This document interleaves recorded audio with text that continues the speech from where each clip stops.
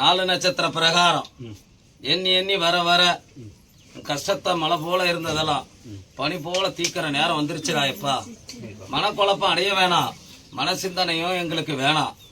எண்ணம் பொருட்களை மட்டும்தான் உனக்கு போகம் அணிஞ்சு கிடக்குது. எண்ணம் பொருளை உனக்கு கை நிறைஞ்சு வந்துட்டா உன் மன சந்தோஷமும் உன்னோட மாங்கலித்தர்ல நின்ற சந்தோஷமும் உன் குழந்தை குட்டிங்க மேனி மேல இருக்கிற சந்தோஷமும் பலனுக்கு அறிஞ்சு நிக்குமுடா எப்பா.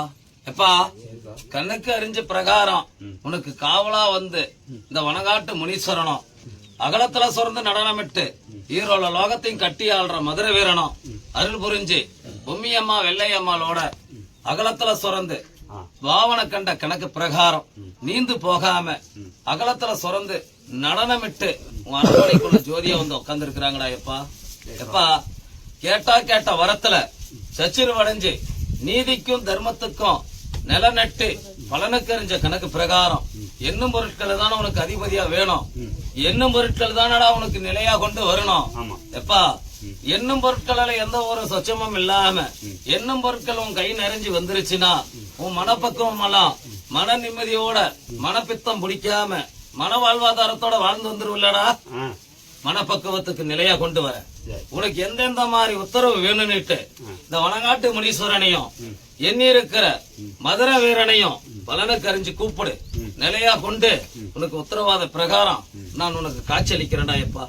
எப்பா எண்ணி இன்னும் ஒரு 3.5 மாச காலத்துக்குள்ள படிப்படியா நிழலா கொண்டு என்ன இருக்கிற காரியங்களை கடன் சுமையெல்லாம் பலனுக்கு அறிஞ்ச கணக்கு பிரகாரம் என்ன பொருட்களை எங்க கை நீட்டி வாங்கி இருக்கிறியோ அந்த இடமெல்லாம் பழிச்சுன்னு அறவோட அரிச்சு கொடுத்துறேன்.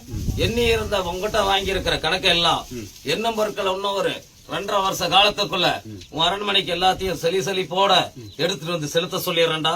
நிலையா கொண்ட பரிபூர்ணம் கண்டு வரும்.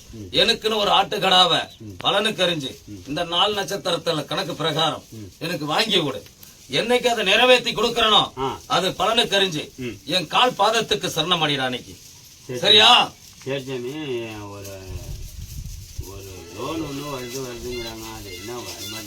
எப்பா பலனுக்கு அறிஞ்சது ஆகாதரா. நிலையா கொண்டு இனிமேல் உன்னை கடன் சும்மா ஆக்கிறதுக்கு நான் விடமாட்டேன்டா எப்பா.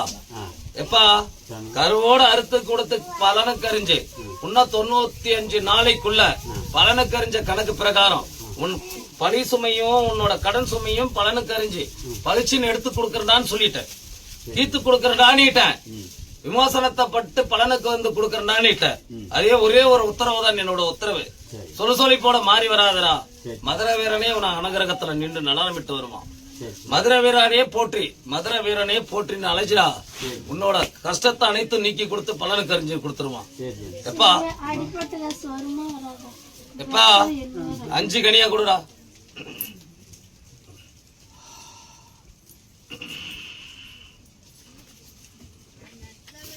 அம்மா இன்னும் 2.5 வருஷ காலத்துல எங்கெங்க உங்களோட எண்ணும் பொருள் இருக்குதோ அந்த இடத்துல இருந்து எல்லாத்தையும் அரண்மனைக்கு வந்து சேர்த்திடணும்மா.